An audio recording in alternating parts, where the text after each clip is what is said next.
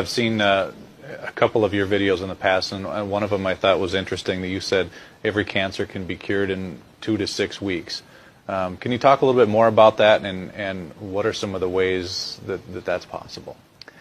In my experience, every cancer can be cured in 2 to 16 weeks.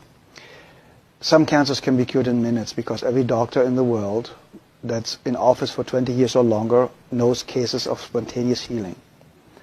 There's even a book out called Spontaneous Healing by a guy I really don't like, just stating that there are cases of spontaneous healing. That means if it's possible, we just have to find a way to access this. That's number one. The second, you get rid of acidosis and toxemia. The second, the body gets alkaline and oxygen rich. With juicing a lot of greens like chlorophylls, everything that's green has a lot of chlorophyll, gives the body a lot of oxygen.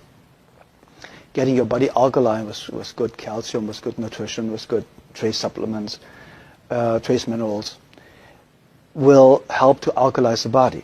So that means the second you are alkaline, the cancer already stops. It can take a couple of days, a couple of weeks, but it stops. You get the body to a healing pH level, which the pH scale goes from 0 to 14, so 7 is neutral, and you need to be slightly alkaline. 7.36 is ideal. But in the healing phase, you should go up to 7.5. It's a little bit over-alkalizing the system.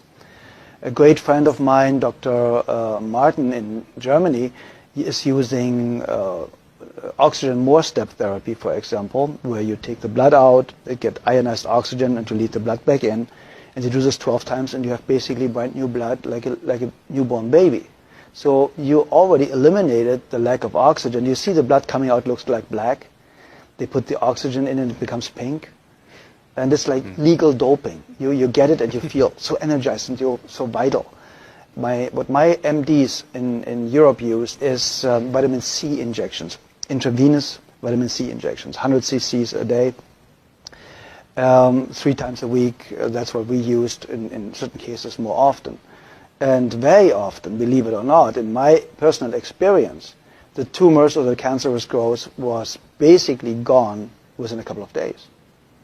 And because vitamin C is so powerful and one of the greatest healers out there, you can fix nearly every heart problem, cardiovascular problem with vitamin C. They want to take it off the market. So it's going to become a prescription medication, and then it's synthetic and will not work anymore, like vitamin E. Vitamin E basically helps you to cure very easy and fast blood pressure problems in any way, shape, or form.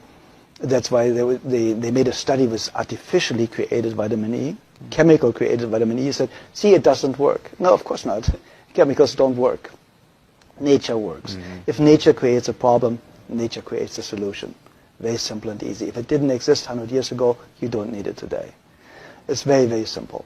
When you want to help somebody to educate themselves, to eliminate his or her own cancer really, really fast, I would basically start instantly with a vegan diet or with a raw food diet.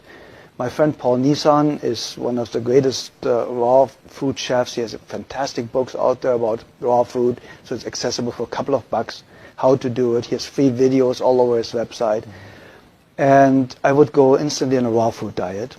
I would go make sure, if I don't have a very rare kidney disease, to drink a gallon of water a day with half a teaspoon of sea salt in it a day, because we need salt for every body function. We need electricity. And this electricity can only be produced with enough salt, basically. So if you have a lack of salt, you have a blood pressure problem. See, and we're not supposed to have salt, though, too, especially if we have high blood pressure. That's what we're told. Okay, it's the opposite. The problem is they are talking about table salt. Very often, table salt is 1/3 glass, 1/3 sand, and 1/3 salt. So the glass or the sand is scratching the arteries, and they start to bleed. So now cholesterol goes there to stop it from, to make you survive, to stop it from bleeding, so that you don't bleed to death internally. So now they say the cholesterol all of a sudden is the cause of the high blood pressure, because it narrows the blood ways. And that's completely absurd, because you die of not enough cholesterol. You do not die of too much. There are people with a cholesterol of 600, perfectly healthy, never been sick in their lifetime. So what do you do with a patient in a burn unit? You give them 20 to 25 hard-boiled eggs a day, because they know only cholesterol can rebuild brand new healthy cells really, really fast. Nearly 87% of a cell is built from cholesterol. So where does the new cell potential or foundation come from if you have a lack of cholesterol? Everybody should have at least 250 combined cholesterol. And then they tell you LDL and HDL are good and bad cholesterols. It's not even cholesterol. It's a protein that transports cholesterol. So they are too stupid to even narrow it down the right way.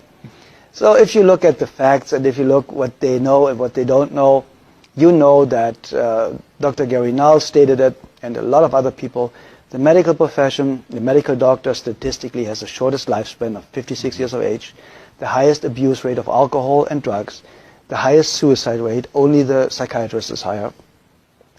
And so you go to somebody that has the lowest lifespan, highest suicide rate, highest drug abuse rate, to ask them how to have a healthy, happy long life.